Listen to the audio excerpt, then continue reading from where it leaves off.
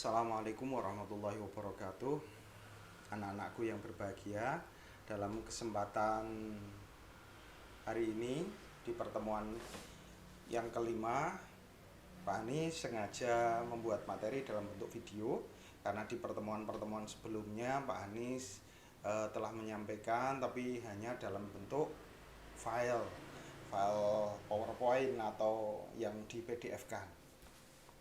Nah, anak-anak, di pertemuan kelima ini Pak Anies tidak akan menambah lagi materi, melainkan Pak Anies hanya akan mereview seluruh materi yang pernah Pak Anies sampaikan sebelum nanti di bulan September, insya Allah pertengahan September akan diadakan penilaian tengah semester ya.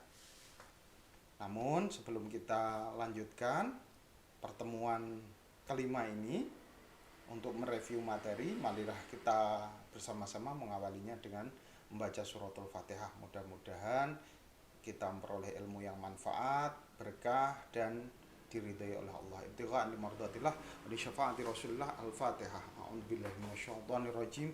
Bismillahirrahmanirrahim. Alhamdulillahirabbil alamin. Ar-Rahmanir-Rahim. Maliki yaumiddin. Iyyaka na'budu wa iyyaka nasta'in. Ihdinas siratal mustaqim. Shiratal ladzina an'amta 'alaihim ghairil maghdubi 'alaihim waladdallin. Rabbil ighfirli wa li walidayya. Amin. Amin. Di pertemuan kita kali ini Pak Anies hanya akan mengulas, mereview materi-materi yang pernah Pak Anies berikan. Yang pertama tentang Al-Quran dan keistimewaannya. Kalau cara garis besar, materi di pra PTS atau sebelum PTS, dua bab pertama kita membahas tentang akidah, yakni tentang Al-Quran dan keistimewaannya serta mukjizat dan kejadian luar biasa. Dan di materi bab ketiga, bab keempat adalah akhlak terpuji dan akhlak tercela. Untuk materi bab pertama, Al-Quran dan keistimewaannya, meliputi sejarah diturunkannya Al-Quran, meliputi periodisasi Al-Quran, antara lain Makkiyah, yaitu periode diturunkannya Al-Quran sebelum Nabi melaksanakan hijrah. Nah, di periode Makkiyah itu punya ciri-ciri atau ada ciri-ciri ayat-ayat yang diturunkan di Makkah. Biasanya bersajak, pendek-pendek, dan berisi tentang ajakan untuk beriman. Belum berisi tentang syariat. Belum berisi tentang aturan-aturan, belum.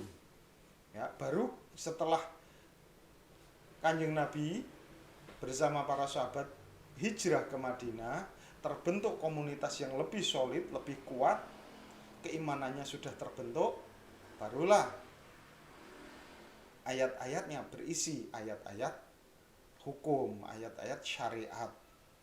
Ya.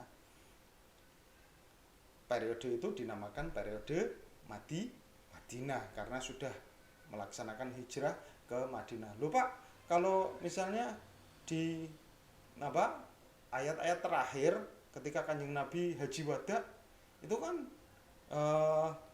diturunkannya di Mekah. Iya, tetap dinamakan Madinah karena terjadi setelah peristiwa hijrah. Itu semuanya dinamakan ayat-ayat Madaniyah. Nah, cirinya untuk ayat-ayat Madaniyah biasanya diawali dengan ya ayyuhalladzina amanu, karena sudah beriman. Sedangkan kalau ayat-ayat Makkiyah, ya bani adama, ya ayyuhan nasu, wahai para manusia, masih umum. Nah, itu ketika masih di Makkah, ayat-ayatnya umum, diajak untuk beriman. Sedangkan ketika di Madinah, ayat-ayatnya sudah khusus untuk orang-orang yang beriman. Kemudian berisi tentang syariat. Dan ayat-ayatnya udah panjang-panjang, tidak seperti ayat-ayat pada saat di Makkah. Kalau ayat-ayat di Makkah itu pendek-pendek bersajak karena orang-orang Makkah itu tertarik dengan hal-hal yang sifatnya syair. Ya. Nah, itu sekelumit tentang periodisasi Al-Quran.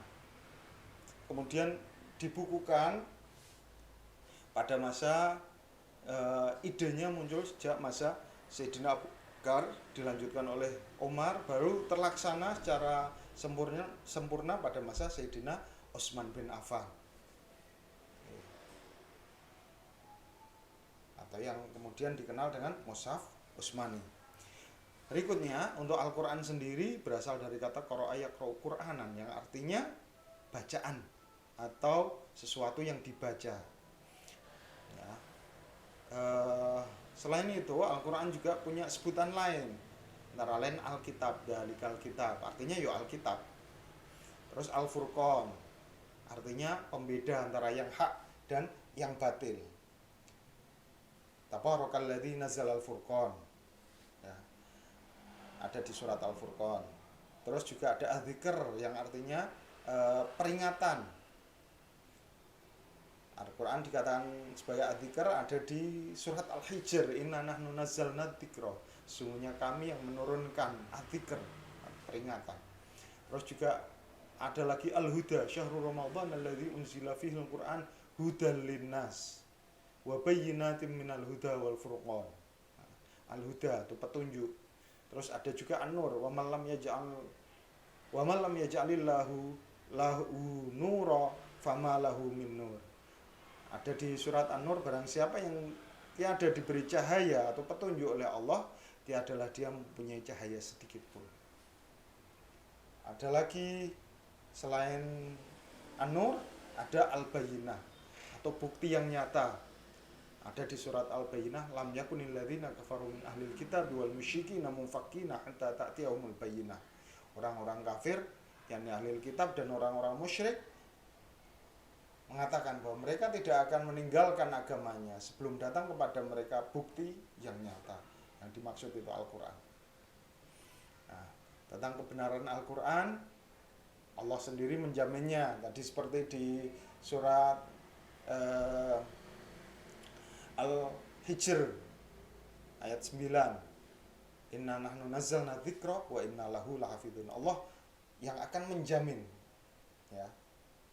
Menjamin apa? Menjamin keaslian Al-Quran, menjamin kekekalan Al-Quran sampai saatnya nanti akan dicabut sendiri keistimewaannya Al-Quran, kekekalannya Al-Quran oleh Allah Subhanahu wa taala.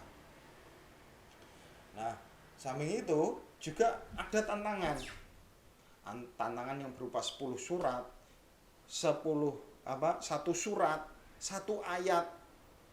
Ditantangkan tidak hanya untuk umat manusia. Ya, pada zamannya Rasulullah dulu sudah diberikan tantangan, tapi tidak ada satu orang pun, bahkan seandainya bekerja sama dengan jin, itu dipersilahkan oleh Allah. Nyatanya sampai saat ini tak ada satupun kitab atau surat atau ayat yang sebanding isinya, kandungannya dengan Al-Quran. Oke.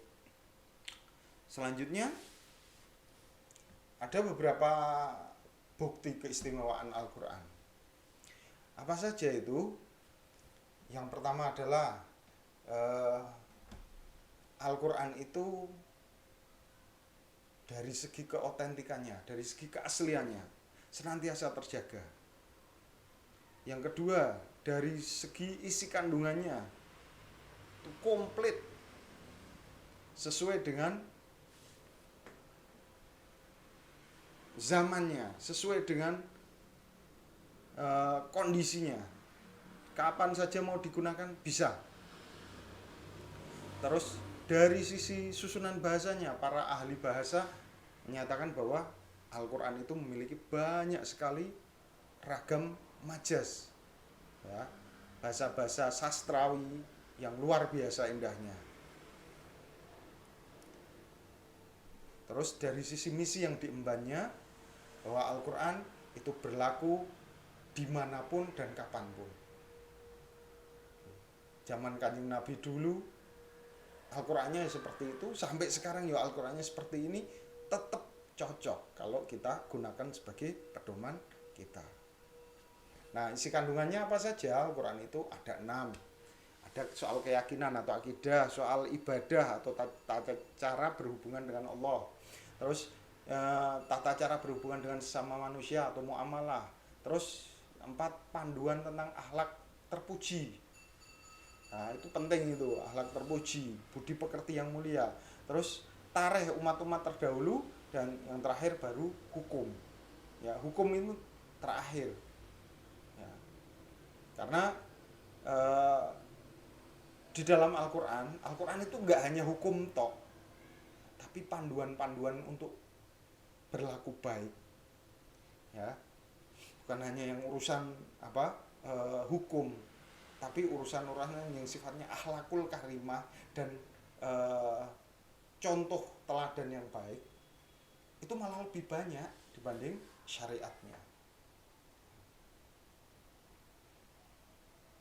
Oke, berikutnya untuk hikmah diturunkannya Al-Quran, ya tentu saja supaya kita bertambah yakin dengan apa yang diturunkan Allah kepada Kanjeng Nabi Muhammad. Dengan kita mempercayai keistimewaan Al-Quran, kita tambah yakin bahwa apa yang disampaikan oleh Kanjeng Nabi Muhammad itu benar adanya.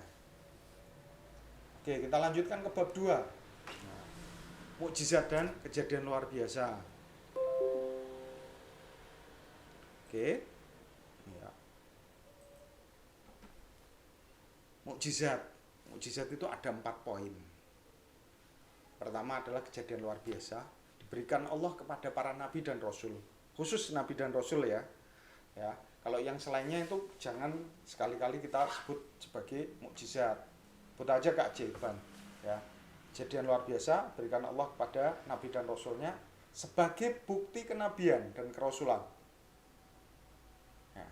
Dan terakhir adalah untuk menjawab tantangan orang-orang yang mengingkarinya. 4 poin itu harus ada dalam mukjizat. Kalau tidak ada salah satunya, tidak bisa disebut mukjizat. Karena mukjizat berasal dari kata a'jaza, melemahkan. A'jaza yu'jizu. A'jiz. Mukjizun. Ya, mukjizatun karena banyak. Mukjizatun.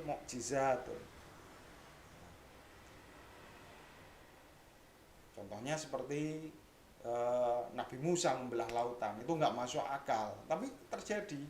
Dari tongkatnya bisa keluar ular besar. Itu kejadian-kejadian luar biasa sebagai bukti bantahan kepada orang-orang kafir. Nabi Soleh, misalnya, Nabi Soleh ketika bersama kaumnya yang ahli ukir, ya, di kota apa itu namanya, termasuk salah satu kota yang dilindungi oleh UNESCO, berada di kawasan Libanon. Itu ada Petra namanya. Jadi ada perbukitan yang diukir, ya, jadikan istana-istana. Saat itu Nabi Soleh diece sama kaumnya. Soleh itu bisa apa? Nah, kemudian Allah menjawab tantangan tersebut melalui Nabi Soleh dengan cara Nabi Soleh diberikan keistimewaan bisa merubah batu diukir tidak hanya 3 dimensi. Kalau 3 dimensi kan berarti panjang, lebar, dan ada ketebalannya kayak ukir-ukiran secara umum, atau ruangan-ruangan yang diukir dari batu tadi. Nabi Soleh ngukir batu, diubahnya menjadi seekor onta, bisa berjalan, bisa diambil air susunya, bisa dimanfaatkan. Berarti kan kalah semua, umatnya Nabi Soleh kalah semua. Begitu juga Nabi Isa. Zamannya Nabi Isa yang paling ampuh, yang dianggap paling hebat itu tabib. Makanya Nabi Isa punya keistimewaan menghidupkan orang mati, menyembuhkan orang yang buta bawaan lahir. Sehingga itu tidak bisa dibantah oleh orang-orang Bani Israel, umatnya Nabi Isa. Itu loh maksudnya mukjizat. Berikutnya, selain mukjizat, untuk pembagiannya mukjizat ada 2, mukjizat yang kekal dan mukjizat yang sementara. Mukjizat yang sementara yang diberikan pada nabi-nabi seperti Nabi Isa, Nabi Soleh tadi, Nabi Nuh, seluruh Nabi dan Rasul itu dibekali mukjizat. Dan mukjizat-mukjizat itu juga akan hilang seiring dengan wafatnya Nabi tersebut. Ya. Hanya terbatas diberikan Allah kepada para Nabi tersebut sesuai masanya. Termasuk juga kepada Nabi Muhammad. Nabi Muhammad seperti dari tangannya keluar mata air, ya, mengucur air, terus adonan bubur bisa bertambah banyak yang dimakan satu pada saat perang Khandaq, ketika tidak ada makanan, ternyata satu wadah makanan bubur itu bisa untuk mencukupi kebutuhan seluruh pasukan yang ikut berperang. Itu salah satu dari mukjizat Allah yang diberikan kepada Kanjeng Nabi Muhammad, namun sifatnya tidak kekal. Mukjizat yang tidak kekal itu dinamakan mukjizat hissiyah atau mukjizat indrawi. Ada juga yang menyebutnya mukjizat kauniyah karena sifatnya material, benda, ya, bisa dirasakan, bisa dilihat pada saat itu saja. Nah, ada mukjizat yang lain daripada itu yang bersifat kekal. Apa itu? Al-Quran. Loh, Al-Quran kok kekal? Iya. Karena kalau tidak kekal, nanti kita dijamin dengan apa kepercayaan kita kepada Al-Quran? Ya. Mukjizatnya Al-Quran itu ya sampai nanti yaumil kiamah ketika dicabut oleh Allah, membuat sampai sekarang beberapa kajian tentang Al-Quran itu banyak sekali. Banyak profesor yang meneliti tentang keistimewaan Quran, tafsir dari Al-Quran, kajiannya untuk dijadikan ayat-ayat yang berisi pengobatan itu ada sendiri, berisi tentang sastrawi ada sendiri, kajian tentang kisah-kisah yang ada di Al-Quran terbukti semua. Nah, itu menunjukkan bahwa Al-Quran itu bukan bendanya ya, bukan benda Al-Qurannya, tapi tentang Al-Quran sebagai kalam Allah yang diturunkan Allah kepada Kanjeng Nabi Muhammad dan terjaga sampai sekarang, dan yang menjaga ya kita sendiri ini, dan kita inilah kemukjizatannya Al-Quran sebagai para penjaga Al-Quran. Nah, banyak para anak-anak kecil yang menghafalkan Al-Quran, sampai sekarang kita masih mengkaji Al-Quran, masih deres, masih belajar. Itu artinya bahwa Al-Quran dijaga Allah melalui ya kita ini, para santri. Itu ya. Nah, kapan mukjizat itu hilang? Ya kalau kita sudah nggak tertarik lagi untuk belajar Al-Quran, mukjizat itu dicabut oleh Allah. Kecintaan kita kepada Al-Quran cabut semuanya. Lanjutnya, untuk kejadian luar biasa selain mukjizat itu ada beberapa, diantaranya karomah itu diberikan kepada kejadian luar biasa, diberikan kepada para orang soleh atau ulama atau para wali. Contohnya seperti misalnya keistimewaan Allah yang diberikan pada Wali Songo, mendirikan masjid dengan tiang yang berasal dari tatal atau potongan-potongan kayu yang udah nggak kepake, yang udah kecil-kecil, serpian-serpian itu ditata oleh Sunan Kalijogo jadi tiang untuk penyangga Masjid Demak. Itu karomah, itu nggak bisa kita niru. Berikutnya Maunah itu pertolongan Allah, ya, kejadian luar biasa yang berupa pertolongan Allah kepada salah satu hambanya. Nggak mesti yang soleh. Kadang-kadang ada kecelakaan, anaknya terlempar jauh, dua orang tuanya meninggal, anaknya yang terlempar malah selamat.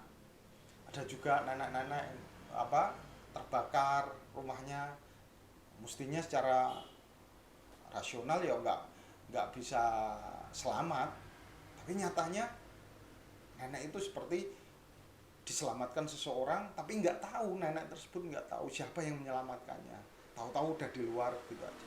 Itu pertolongan Allah. Atau pada waktu misalnya terjadi tsunami Aceh, itu beberapa maunah diberikan Allah kepada hamba-hambanya.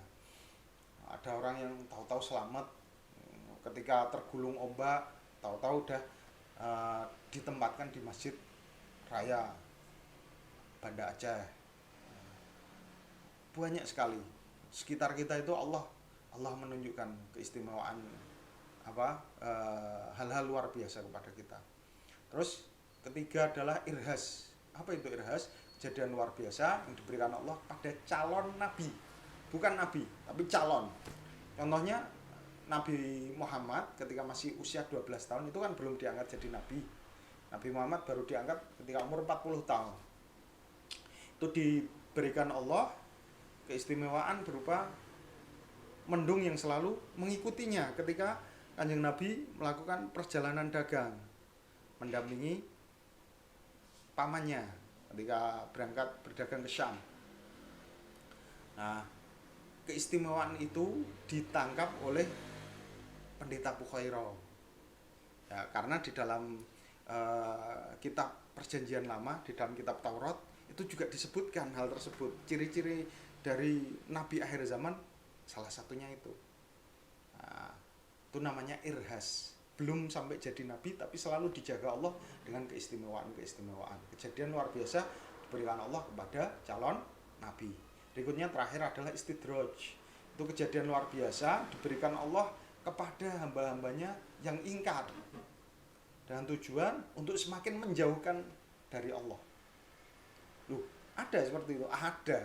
Contohnya Fir'aun. Fir'aun itu diberikan keistimewaan Allah, nggak pernah sakit, ngeluh, sakit gigi itu nggak pernah.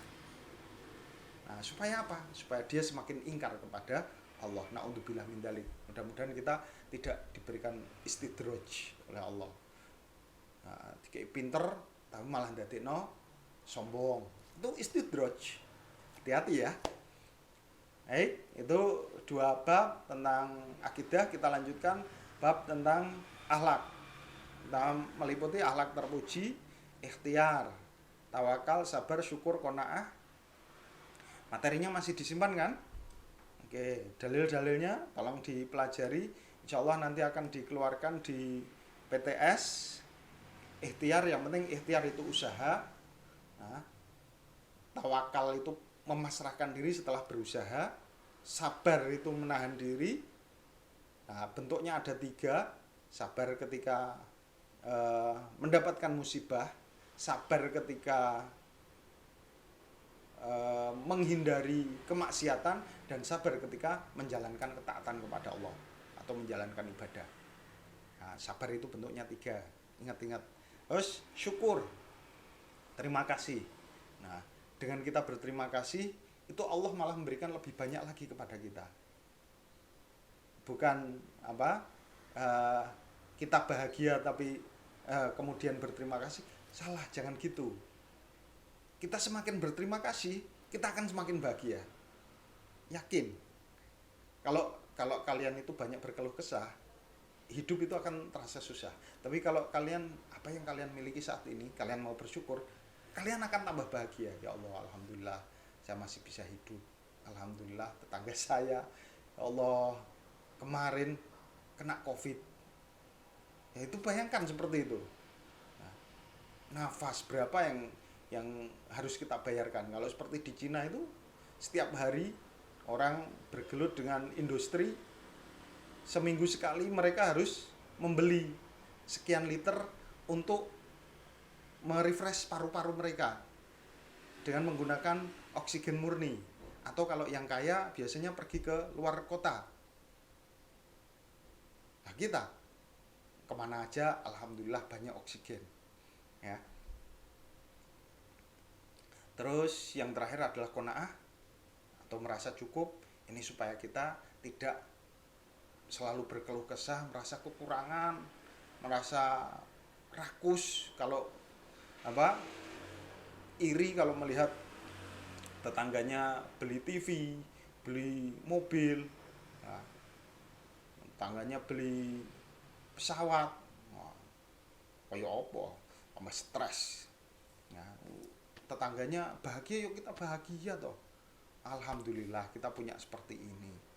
Nah, itu qanaah, rasa cukup. Baik, bab keempat yaitu akhlak tercela kepada diri sendiri. Yang pertama anania. Ana dari kata ana itu egois. Nah, berikutnya putus asa atau putus harapan. Ya, hilang harapannya kepada Allah.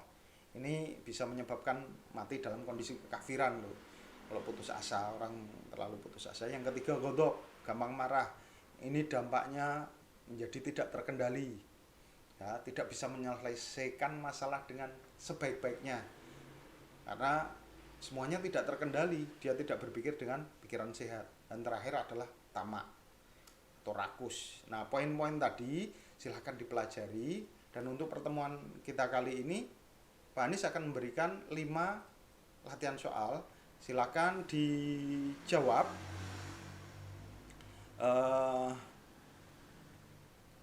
Ditulis jawabannya. Cukup dengan menuliskan A, B, C, D-nya saja. Nomor 1 A, atau B, atau C, atau D. Itu ya. Nanti Pak Anies akan sertakan PowerPoint-nya. Terima kasih. Kurang lebihnya mohon maaf. Assalamualaikum warahmatullahi wabarakatuh.